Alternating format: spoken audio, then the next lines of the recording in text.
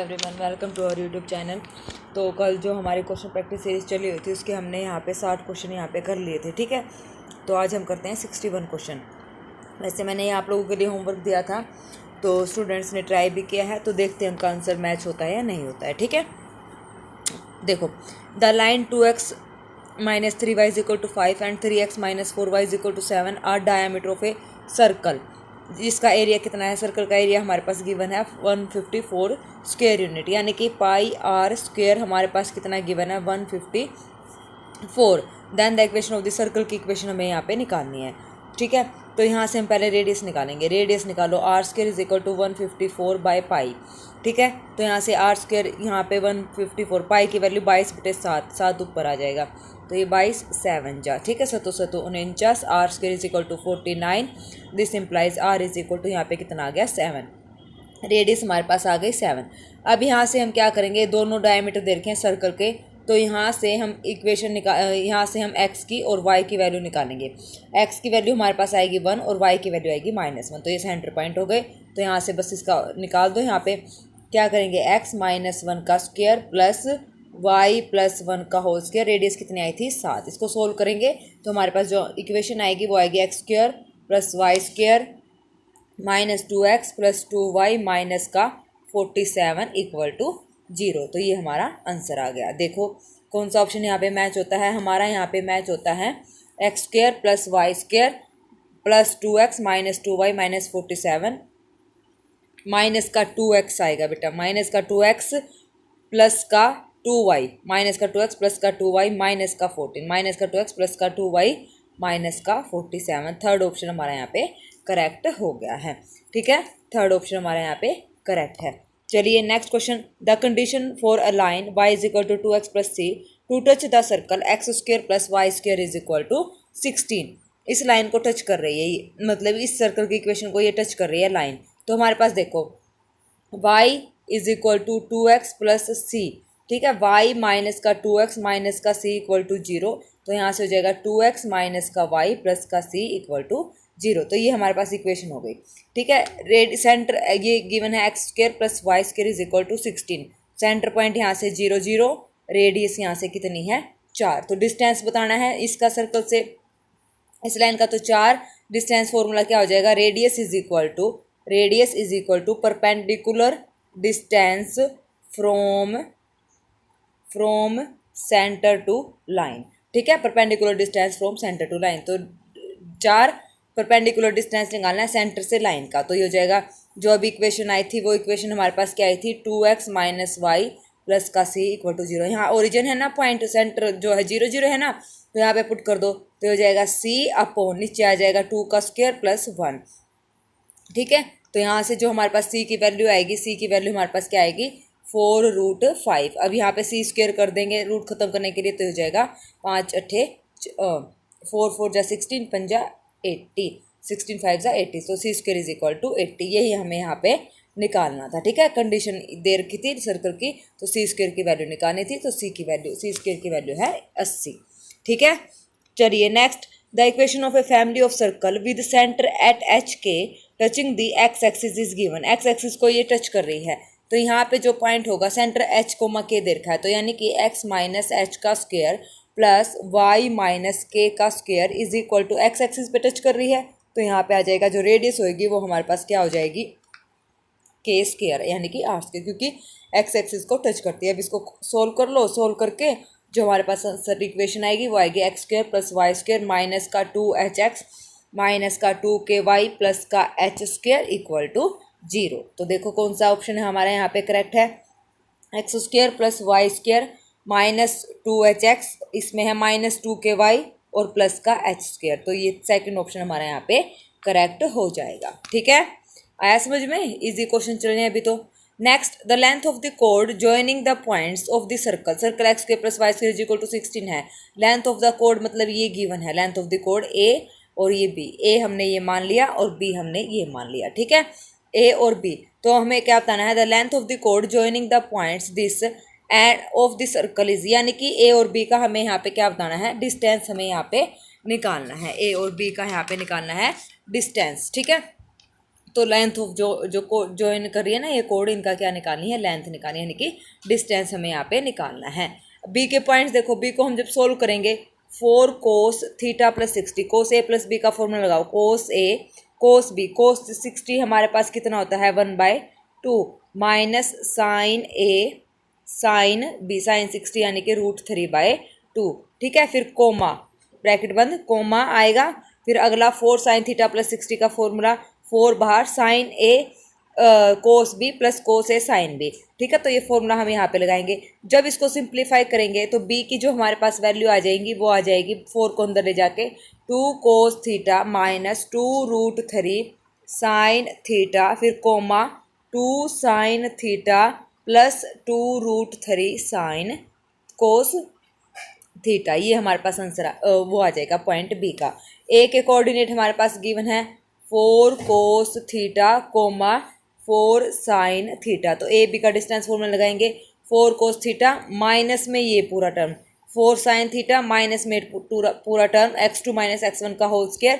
Formula क्या लगेगा A B का फॉर्मूला लगेगा x2 माइनस x1 का whole square plus y2 minus y1 का होल स्क्वायर। तो जब इसको सोल्व करेंगे फॉर्मूला लगा के तो हमारे पास आ जाएगा 4 + 12 यानी कि 16 और 16 यानी कि 4। ठीक है, तो लेंथ जो हमारे पास आएगी डिस्टेंस फॉर्मूले से वो आ जाएगी 4। फर्स्ट ऑप्शन हमारा यहाँ पे करेक्ट हो जाएगा।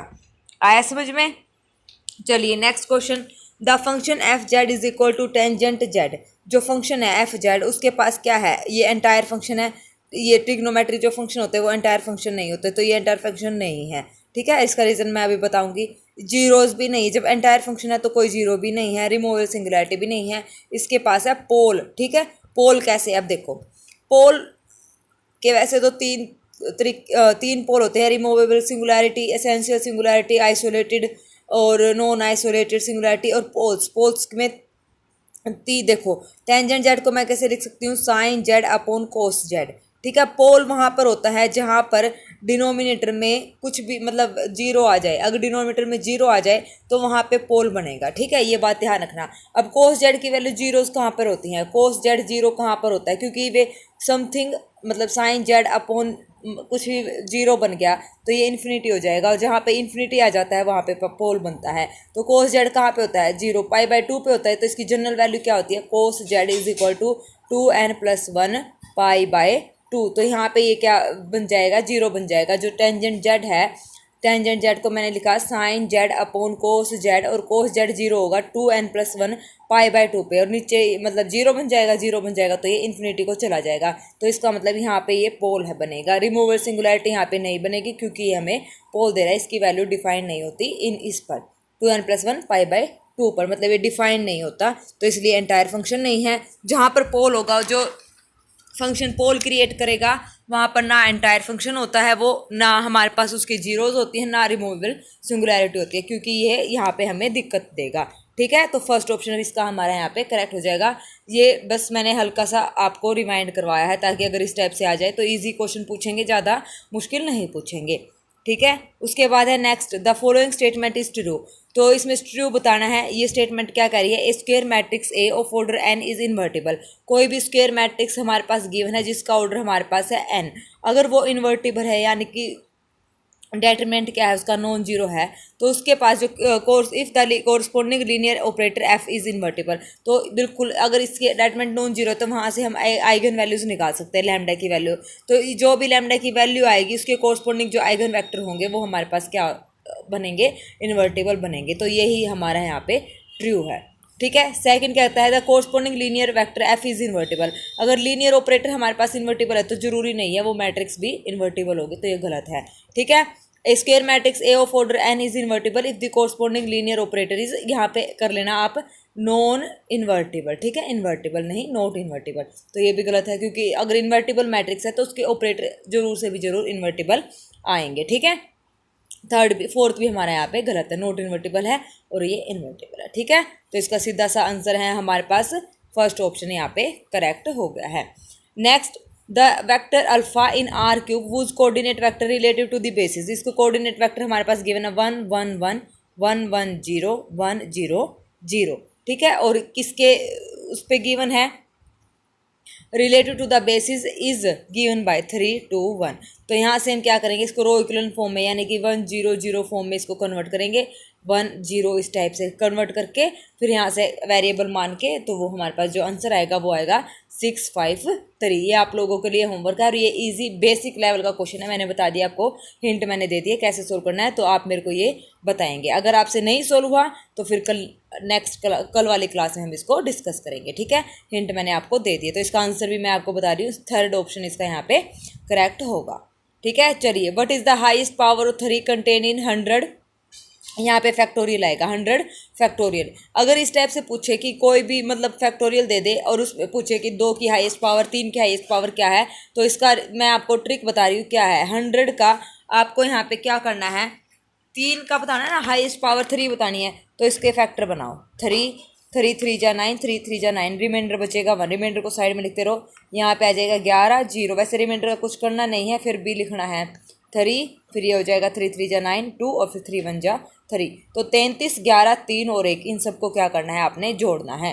33 11 3 और 1 कितना आ जाएगा 48। तो हाईएस्ट पावर ऑफ 3 कितनी है 48। कुछ नहीं करना, 3 की जगह 6 भी हो 2 भी हो तो क्या करेंगे आप, ऐसे ही फैक्टर बनाएंगे और उनको ऐड कर देंगे, तो इसका आंसर आएगा 48। 3 कंटेन इन 100 इज 48 टाइम्स। तो 100 में जो 3 कंटेन होगा कितनी बार होगा, 48 बार यहाँ पे आएगा, यही पूछा है, ठीक है।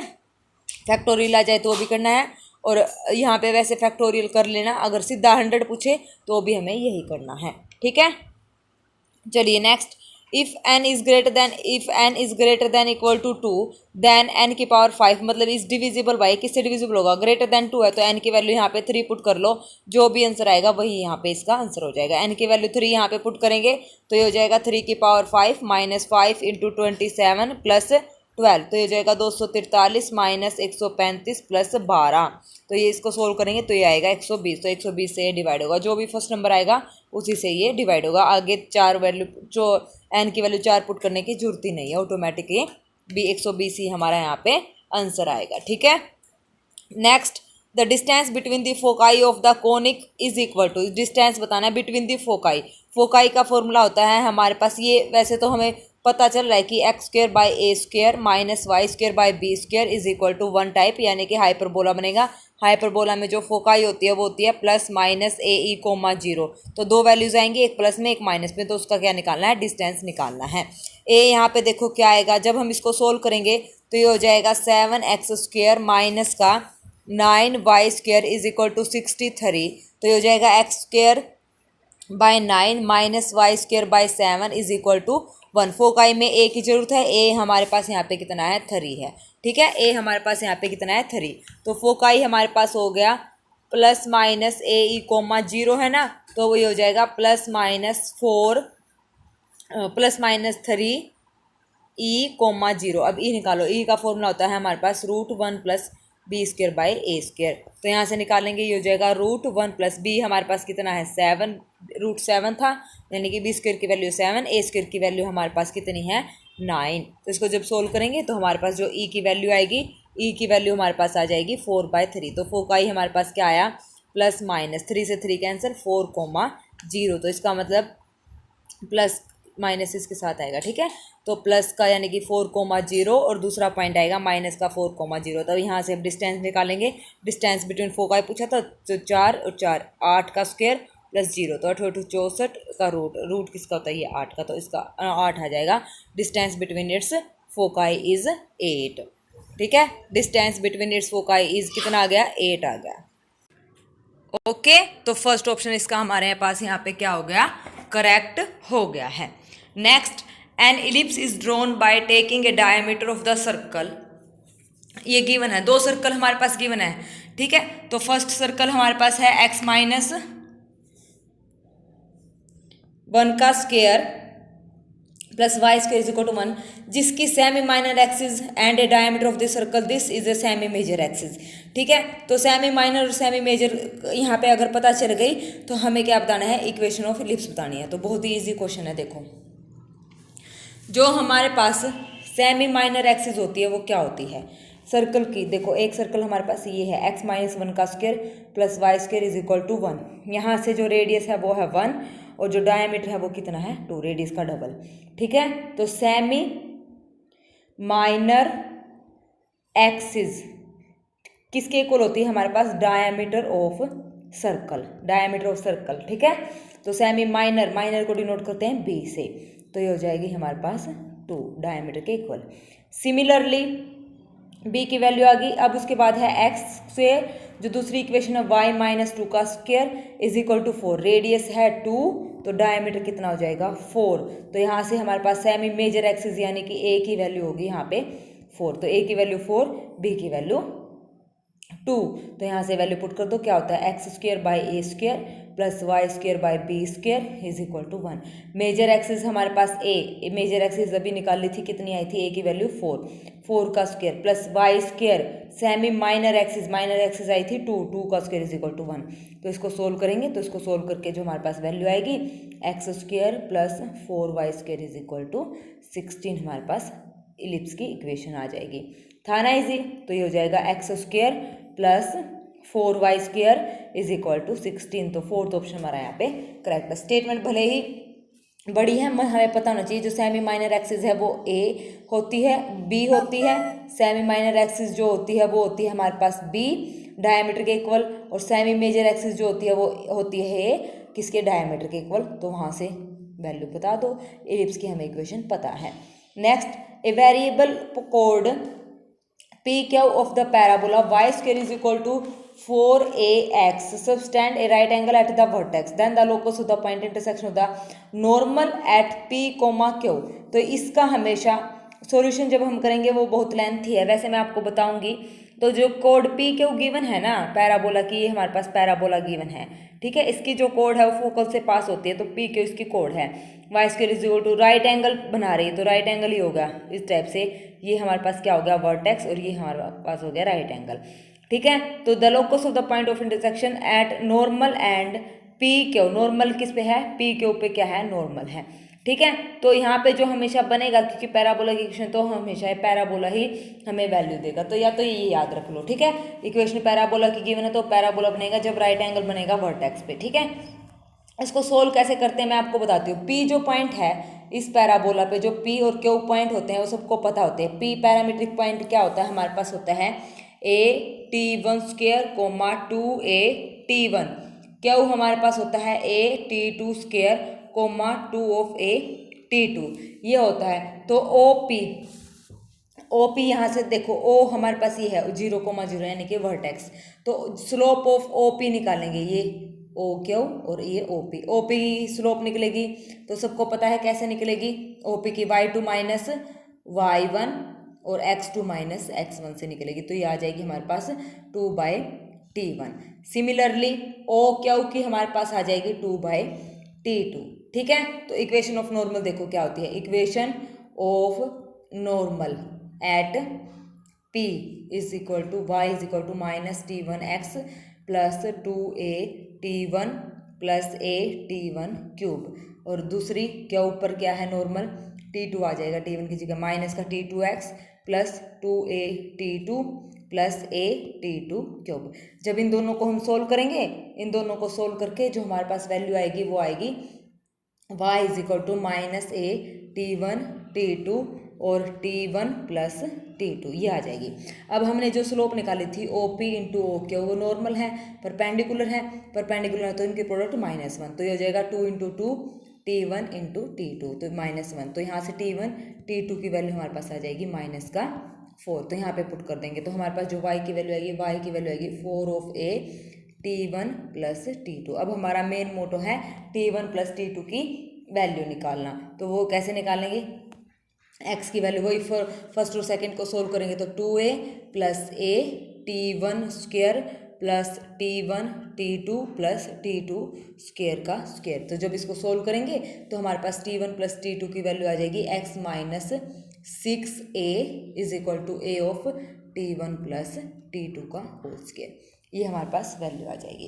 ठीक है, तो वहाँ पे पुट कर दो, तो वहाँ पे जो हमारे पास y square is equal to क्या बनेगा 16a x माइनस 6a, तो ये क्या बन गई, पैराबोला की इक्वेशन बन गई। ठीक है, ये लंबा और लेंथी क्वेश्चन था, इसीलिए मैंने आपको बस बता दिया कि अगर इस टाइप से क्वेश्चन आ जाए तो जो इक्वेशन गिवन है पैराबोला है तो पैराबोला, इलिप्स है तो इलिप्स, सर्कल है तो सर्कल। ठीक है, ऐसे इसको सोल्व करना है। Next question, the equation of the director of a circle of hyperbola, सबको पता है ये हाइपरबोला है। हाइपरबोला तो ये कैसे बनेगा, X square by 16 minus Y square by 9 is equal to 1। तो डायरेक्टर सर्कल, ये मैंने सब बता रखा है मेरे चैनल उस पर वीडियोस देखना आप, जो हमारी पैराबोला इलिप्स हाइपरबोला की थी। डायरेक्टर सर्कल ऑफ हाइपरबोला की जो इक्वेशन होती है वो होती है x square plus Y square is equal to a square minus b square. A यहाँ पे कितना है 16, बी स्क्र यहाँ पे कितना है 9, 16 में से 9 गए 7। तो डायरेक्ट सर्कल ऑफ इक्वेशन हमारे पास क्या होगी, X square plus Y square is equal to 7। First equation, first answer हमारा यहाँ पे करेक्ट हो गया। ठीक है, next, if F of x is equal to this, integration given है तो वैल्यू बतानी है। तो ये हमारे पास क्या होगा, ये किसके इक्वल होता है, एफ डैश पाई के इक्वल है। ठीक है, ये डेरिवेटिव है हमारे पास विद रिस्पेक्ट टू, मतलब एट द पॉइंट पाई। ठीक है, तो इसका मतलब हमें इसका डेरिवेटिव करना है और पाई यहाँ पे पुट करना है। तो कर दो लेबनिज रूल लगा के, तो ये हो जाएगा F dash X is equal to, upper limit put करो साइन स्क्वेयर एक्स बाय 2 और एक्स का डेरिवेटिव इनटू में 1, लोअर लिमिट पुट करेंगे 1 का डेरिवेटिव 0, तो साथ में 0 हो जाएगा। तो यहाँ पे पाई पुट करो sine square pi by 2, sine pi by 2 कितना होता है 1, तो इसका आंसर आ गया फोर्थ ऑप्शन यहाँ पे करेक्ट है, एफ डैश पाई। ठीक है, क्योंकि ये डेरिवेटिव है। आया समझ में, इजी क्वेश्चन था ना। चलिए नेक्स्ट, y हमारे पास है root x log of x then d Y by D x at x is equal to e पे निकालना, डेरिवेटिव निकाल दो, d Y by D x क्या आ जाएगा 1/2 root x log x. Product rule लगाओ, प्रोडक्ट रूल जब यहाँ पे लगाएंगे x as it is log x का 1/x, एक्स से एक्स कैंसिल यानी कि 1 प्लस लॉग एक्स। यहाँ पे क्या पुट करेंगे, ई पुट कर दो, तो ऊपर आ जाएगा 2 से 2 कैंसिल, तो 1/√e, तो यानी कि सेकेंड ऑप्शन हमारे पास यहाँ पे करेक्ट हो जाएगा। लॉग ई क्या होता है 1। नेक्स्ट, एक्स हमारे पास है E T sine T, Y हमारे पास है E T cos T, D double derivative निकालना है, X is equal to pi. बहुत ईजी क्वेश्चन है, D x by D T निकालो, यहाँ से D Y by D T निकालो, फिर क्या करेंगे इन दोनों को डिवाइड करके हमारे पास आ जाएगा D Y by D X, फिर उसका क्या करोगे double derivative, D two Y by D X two क्या हो जाएगा, यहाँ पे आ जाएगा डबल डेरिवेटिव इनटू में क्या हो जाएगा d x by D t, x के with respect d t by D x. ठीक है, टी का विद रिस्पेक्ट टू एक्स हो जाएगा फिर। ठीक है, चेन रूल लग जाएगी यहाँ पे। तो इसको जब सोल्व कर लेंगे लास्ट में एक्स की वैल्यू क्या पुट करेंगे पाई, तो इसका आंसर आ जाएगा 2/e पाई। फोर्थ ऑप्शन हमारा यहाँ पे करेक्ट हो जाएगा। ठीक है, चलिए next question, x plus y is equal, ये दे रखा है x plus y sine u x square y square. ठीक है, तो एक्स कर ली यू बाय कर ली एक्स प्लस वाई कर ली यू बाय कर ली वाई निकालना है। देखो ये हमारे पास रिजल्ट होता है, रिजल्ट कैसे होता है, पहले इसको एक्स बाई वाई की फॉर्म में कन्वर्ट करो, होमोजीनियस बनाओ। कैसे बनाएंगे, साइन यू, ये हो जाएगा हमारे पास एक अच्छा सा पेज ले लेते, देखो ये हो जाएगा sine u x square y square by x plus y. ठीक है, ऊपर एक्स स्क्वेयर है तो मैंने क्या करा एक्स 4 से मल्टीप्लाई कर दिया, एक्स स्क्वेयर से डिवाइड, तो ये हो जाएगा y square by x square, क्योंकि ऊपर एक्स स्क्वेयर बच जाएगा। तो यहाँ से मैंने कॉमन लिया एक्स, ये हो जाएगा 1 प्लस वाई बाई एक्स, तो यहाँ से क्या हो जाएगा एक्स की क्यूब, तो ये बचा एक्स की क्यूब और ये हो जाएगा y square by x square, नीचे आ जाएगा 1 प्लस वाई बाई एक्स। तो ये जो फंक्शन बनेगा वो क्या बनेगा, जो होमोजीनियस इक्वेशन आएगी sine u is equal to x cube f o function of y by x. अब हमारे पास एक रिजल्ट होता है x curly u by curly x, Euler जो फंक्शन होता है y curly u by curly y is equal to n u, ये होता है। यू हमारे पास कितना है साइन यू, तो यहाँ पे पुट करो एक्स साइन यू का विद रिस्पेक्ट टू एक्स करेंगे तो ये हो जाएगा एक्स कोस यू। ठीक है, x cos u curly u by curly x plus y यहाँ पे हो जाएगा cos u curly u by curly y, n compare करेंगे तो कितना हो जाएगा 3u, यू कितना हमारे पास यहाँ पे sine u, cos u common ले लेंगे, यू की जगह sine u, cos u upon में क्या आ जाएगा साइन यू अपॉन में कोस यू, तो ये हो जाएगा x curly u by curly x plus y curly u by curly y is equal to, ये था 3 साइन यू और ये है कोस यू, तो ये हो जाएगा 3 टेंजेंट यू, सीधा फॉर्मूला है। तो इसका जो हमारा आंसर आया है वो हमारा आया है 3 टेंजेंट यू, फोर्थ ऑप्शन यहाँ पे करेक्ट है। ठीक है, आइलर फंक्शन का हमने यहाँ पे यूज़ करा है। Next, the function F of x कितना है 9 माइनस एक्स स्क्वेयर का स्क्वेयर इज इंक्रीजिंग, ये फंक्शन है इंक्रीजिंग कब होगा, जब इसका जो डेरिवेटिव है वो क्या होगा, पॉजिटिव, यानी कि ग्रेटर देन 0। तो डेरिवेटिव करो इसका, तो ये 9 माइनस एक्स स्क्वेयर इंटू में माइनस का 2x ग्रेटर देन 0, माइनस का 4x, इसके फैक्टर बने 3 minus x 3 plus x greater than 0। Line पे आ जाओ, 0 माइनस ये हो जाएगा माइनस का, लाइन पे आएंगे तो ये माइनस का 4x, ये आया है x प्लस 3 और x माइनस 3 इक्वल टू 0। तो यहाँ आ जाएगा माइनस का 3 0 और 3, ठीक है, प्लस ग्रेटर देन 0 है, प्लस माइनस प्लस। तो देखो क्या आएगा, प्लस वाली -3 से 0, फिर यूनियन 3 टू इन्फिनिटी। तो फर्स्ट ऑप्शन हमारा यहाँ पे करेक्ट हो जाएगा, फर्स्ट ऑप्शन जो है वो यहाँ पे करेक्ट हो जाएगा, ठीक है। आया समझ में, इंक्रीजिंग है तो डेरिवेटिव ग्रेटर देन 0 यहाँ पे रखना है। Next, if a is greater then 0 the function is decreasing function for all value. Decreasing कब होगा, अभी बताया था, इंक्रीजिंग है तो डेरिवेटिव ग्रेटर देन 0, डिक्रीजिंग है तो डेरिवेटिव लेस देन 0 होना चाहिए। कब होगा, देखो एफ ओ डैश एक्स हम करेंगे तो e raise to the power a बाहर आ जाएगा, e raise to the power a x minus e raise to the power minus a x, ये बन जाएगा, ठीक है। तो अब देखो यहाँ से डेरिवेटिव हो गया, अब यहाँ पे एक्सपेंशन लगाओ, a e raise to the power a x की 1 plus a x by 1 factorial plus a square x square by 2 factorial plus up to so on, फिर माइनस का साइन, 1 माइनस का ए एक्स है तो माइनस प्लस का a x by 1 factorial minus का a square x square by 2 factorial plus up to so on. तो इससे 1 से 1 कैंसिल, ए स्क्वेयर मतलब हमारे पास बचेंगी ओड पावर अंदर। तो अंदर से हमने क्या कॉमन लिया है, अंदर से हमने 2a स्क्वेयर और x कॉमन लिया, तो हमारे पास बचा 1 plus a square x square by 3 factorial plus A 4x4 by 5 factorial, ठीक है, ये बच गया। अब ये डेरिवेटिव जो हमारे पास है x की वैल्यू पर निर्भर करता है, और फंक्शन क्या बताया है इसने, डिक्रीजिंग बताया। डिक्रीजिंग का मतलब लेस देन 0 कब होगा, 4, जब हमारे पास x क्या हो जाएगा, लेस देन 0, क्योंकि अंदर तो सारी इवन पावर है। अगर x नेगेटिव है तो अंदर वाली टर्म सारी पॉजिटिव, अगर बाहर x की वैल्यू नेगेटिव तो बाहर क्या आ जाएगा, नेगेटिव, अंदर वाली सारी positive, positive into negative, negative. तो यानी कि x लेस देन 0 पे ये वैल्यू क्या रहेगी, हमारी डिक्रीजिंग हो जाएगा ये फंक्शन, ठीक है। और जब ये इंक्रीजिंग पूछता तो x की वैल्यू पर ग्रेटर देन 0 पर ये फंक्शन इंक्रीजिंग होता, ठीक है। डिक्रीजिंग है तो x लेस देन 0 पर ये फंक्शन डिक्रीजिंग होगा, यही पूछा था। अगर इंक्रीजिंग आता तो x ग्रेटर देन 0 पर ये फंक्शन इंक्रीजिंग होता, ठीक है। तो डिक्रीजिंग के लिए जो हमारा आंसर आया है फर्स्ट ऑप्शन हमारा यहाँ पे करेक्ट है, ओके। चलिए next, the condition that f of x is has no extreme value.